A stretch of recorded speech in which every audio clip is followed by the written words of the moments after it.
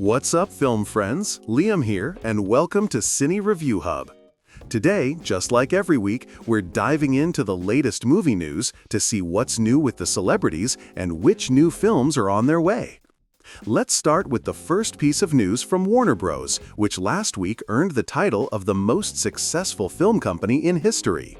This success is all thanks to the horror movie Weapons, which grossed $20 million on its opening day and $80 million in its first 3 days. The interesting part is the film's budget was only $38 million, so it's already profitable. It also received an A- from CinemaScore and has been praised by audiences, putting it in the same league as The Silence of the Lambs. Zach Cregger, the film's director, has announced he'll be making a prequel soon due to its success. But why is Warner Bros. Considered the most successful company in history? Because for the first time in cinematic history, the company released 6 consecutive films that each grossed over $40 million on their opening weekends. Films like Minecraft with $300 million, Sinners, Final Destination, F1, Superman, and Weapons all surpass the $40 million mark. What's even more fascinating is that most of these films have original stories, and many are low-budget horror films. It seems Warner Bros. Has noticed this trend and has officially announced its plans for 2025 and beyond. From now on, they'll release around 14 major films a year, with only 2 being high-budget blockbusters and 2 from the DC universe. The company is very interested in investing in lower-budget films, like the Final Destination series, whose new installment is currently being written and is set to be released in 2027. The last film in that series, with a $50 million budget, grossed $300 million worldwide. Regarding their future plans, they've also stated that they'll only release 1 or 2 animated films a year, with the rest being low-budget films with original stories. This is why in recent weeks, Warner Bros. Has been canceling expensive films one by one, from the sequel to Heat to Tom Cruise's new film, Dipper. However, to reassure fans about their other big-budget projects, the company did provide some updates on a few of its expensive films. First, they naturally talked about Superman, saying they'll definitely continue the story and that this film will be the start of a new DC universe. They officially announced that it grossed $584 million at the box office. Analysts had speculated that the film was a commercial failure due to its high costs, with an estimated marketing budget of $200 million. James Gunn, the head of DC, responded to this, saying, "We're not stupid enough to spend that much on a movie, and that anyone who says so doesn't understand the film industry." He didn't reveal the exact profit, but it seems that even if it didn't lose money, it wasn't particularly profitable either. James Gunn mentioned that the Superman film will connect to the Peacemaker series, and the new season of Peacemaker will begin airing soon. John Cena is currently on the red carpet for the series, and they plan to continue expanding the new DC universe. Warner Bros. Also discussed The Batman and The Hunt for Gollum, promising audiences that these projects won't be stopped. They said that pre-production for the second Batman film has already started, and filming will officially begin in the spring. As for The Hunt for Gollum, they announced that filming will start this winter, with Andy Serkis both directing and voicing Gollum. They also confirmed that Viggo Mortensen and Orlando Bloom are currently in negotiations to return to their old roles. They've set the film's theatrical release for December 2027. Warner Bros. Also celebrated another success last week, announcing that their streaming service, HBO Max, has reached 125 million subscribers. While they are still far behind Netflix, which has 301 million active users, the interesting part is that these 125 million people pay an average of $12 a month for a subscription. This means Warner Bros. Earns a staggering $18 billion a year just from the Max stream. Speaking of Netflix, let's move on to their news. The new season of the Wednesday series was recently released, and Netflix announced that in its first 5 days, it had 50 million viewers, which is exactly the same as the first season. The second season is already one of the 10 most-watched series of 2025, and the production team is busy promoting it all over the world. Right now, Tim Burton, Jenna Ortega, and Emma Myers are in South Korea, participating in big events for promotions. A video of them went viral where a fan was so overwhelmed that when asked to make a heart with Emma Myers, she couldn't pull herself together for several minutes. Another controversy surrounding Wednesday was Jenna Ortega's changed appearance, especially on the first day of the red carpet. Her heavy makeup led many to speculate that she had undergone several plastic surgeries, with some guessing she had had fat removed from her face to make it look thinner or had injections to alter her features.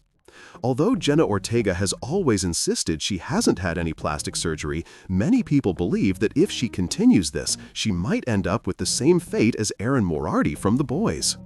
She is so busy signing autographs and talking to fans that she's losing her patience.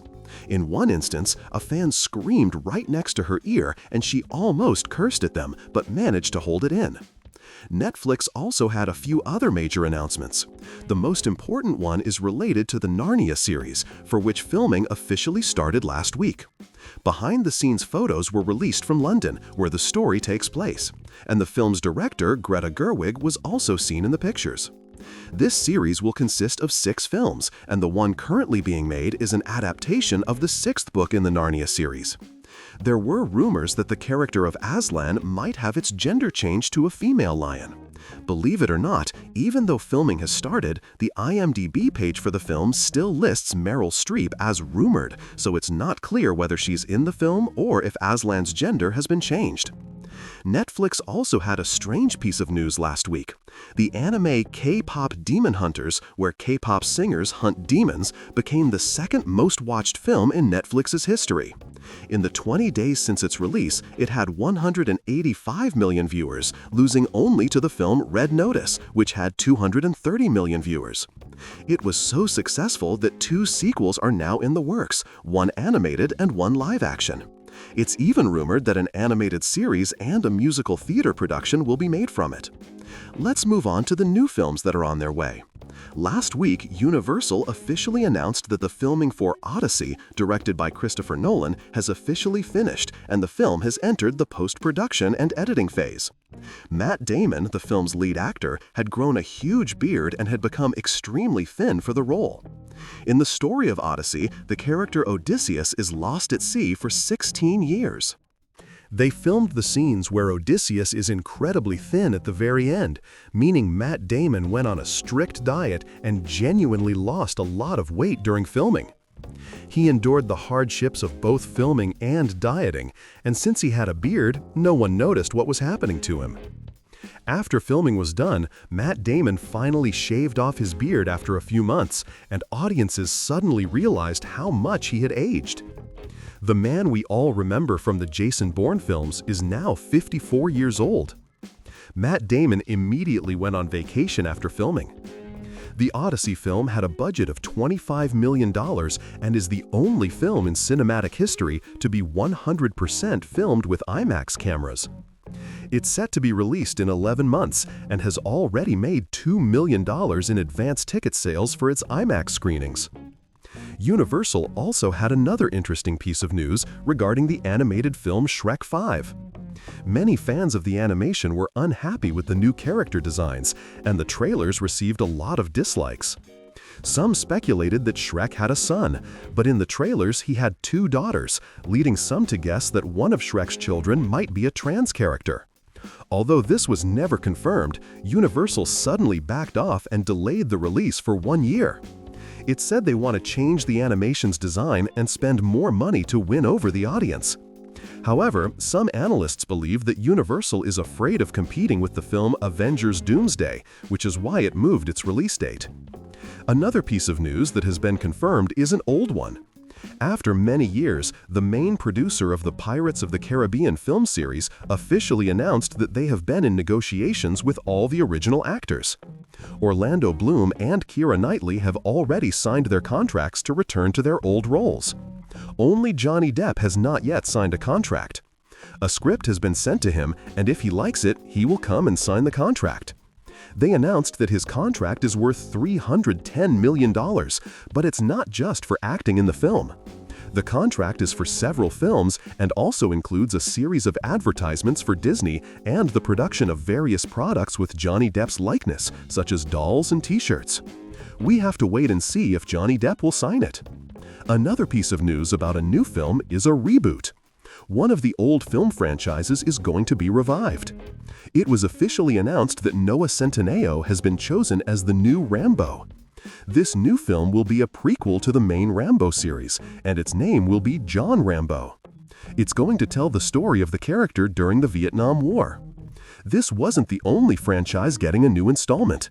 Last week there was a management change at Paramount.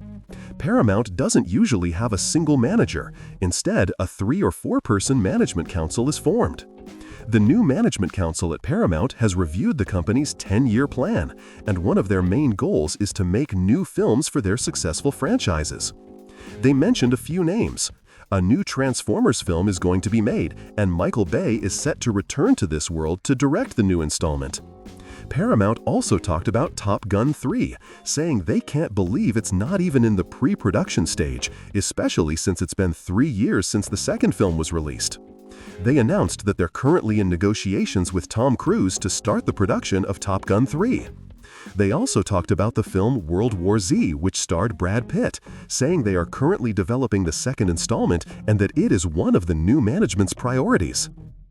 They said they were angry that the previous management rejected the script for the second film, which was written by David Fincher, and they want to put the film back into production. Other news about new films concerns Sydney Sweeney. This actress has had so many controversies in the past few weeks that people were saying her career might be in jeopardy and that she might not be able to land good roles in the next couple of years.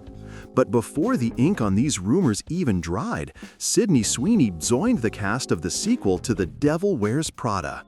The sequel is currently being filmed, and a while ago, behind-the-scenes photos with Anne Hathaway went viral. Now, Sydney Sweeney has joined the cast while wearing a hoodie and trying to hide her face, and it seems that these controversies won't have any effect on her acting career. The final piece of news about new films takes us to film festivals.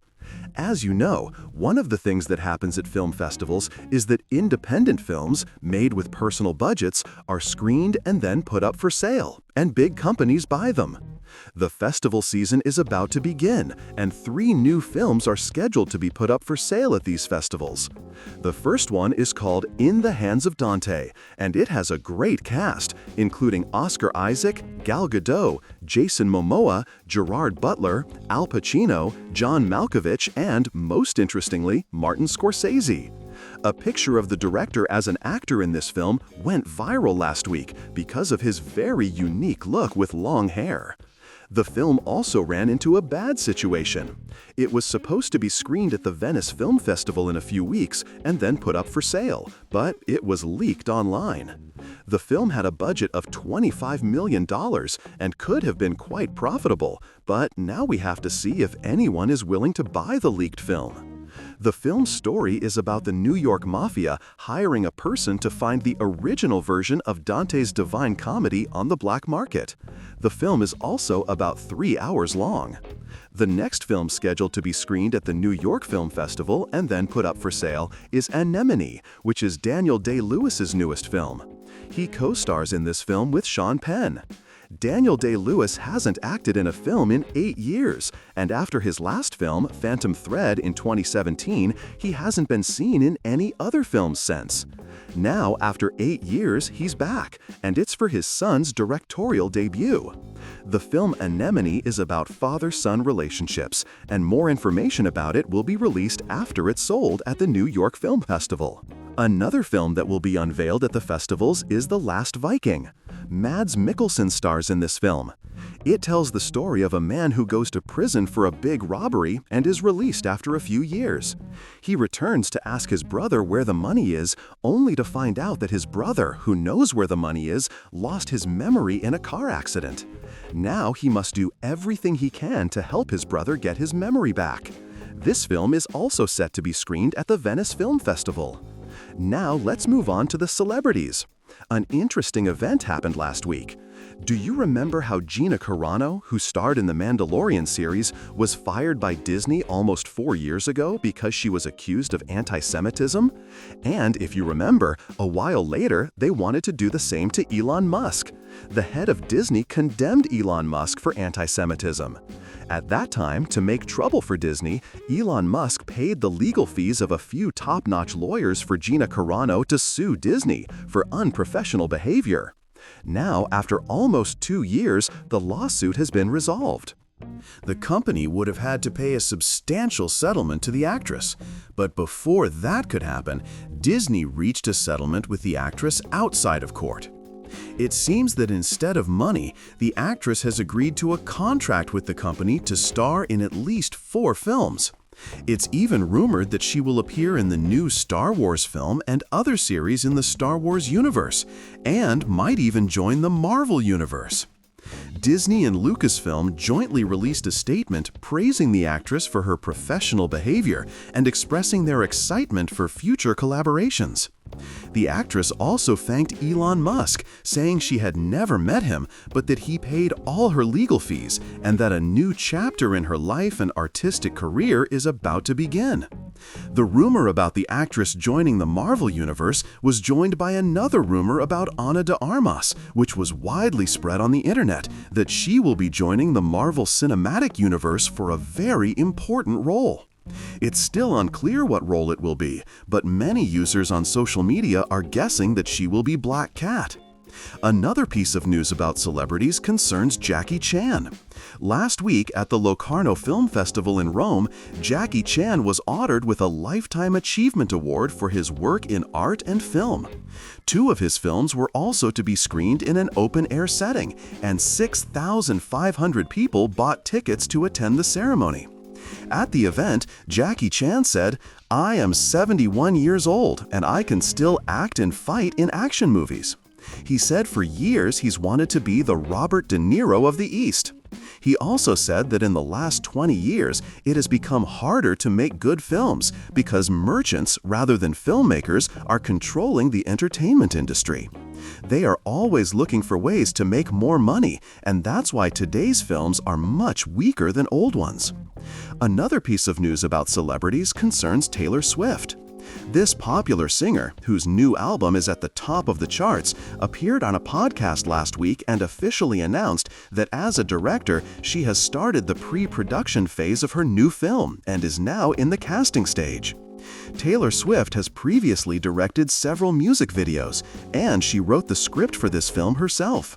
She said that she rewrote the script 9 times and that it is now being rewritten for the 10th time by a professional writer. The film's name has not been revealed yet, and Taylor Swift said the story is about human emotions. She guessed that they would probably start filming in late 2025. Another piece of news about celebrities concerns migration. Last week, 2 Hollywood celebrities announced that they wanted to emigrate from the United States. A few weeks ago, Stephen Colbert was fired from his show for criticizing Trump, and Trump had threatened on Twitter that Jimmy Kimmel would be the next to be fired. Now, the famous host said in a new interview, which was also on a podcast, that the United States is not what it used to be, and that he wants to leave. He said that he has obtained Italian citizenship and wants to move to Italy. He said the situation in the US has become so bad that it's even worse than Trump wanted. Another celebrity rumored to want to emigrate is Angelina Jolie. This actress has put most of her properties in the US up for sale and has nothing left for herself. Fans of the actress guess that she's waiting for her twins to turn 18 and will probably emigrate from the United States after that. Another piece of news about celebrities concerns the director of The Boys and The Handmaiden, Park Chan-wook. Last week, the director was fired from the Writers Guild of America. Why? Because 2 years ago, when the writers were on strike, he refused to participate in the strikes and continued to work on his new script. Now, after 2 years, the union has officially fired the director. However, this won't have a big impact on his artistic career. He just won't be able to work with companies that are in collaboration with this union. There were also 2 news stories about James Cameron. The first one was from an interview where James Cameron said some scary things about the future. He said, "I was the one who created the Terminator film series, and now I'm telling you that we are closer to the events of the Terminator films becoming a reality than ever before."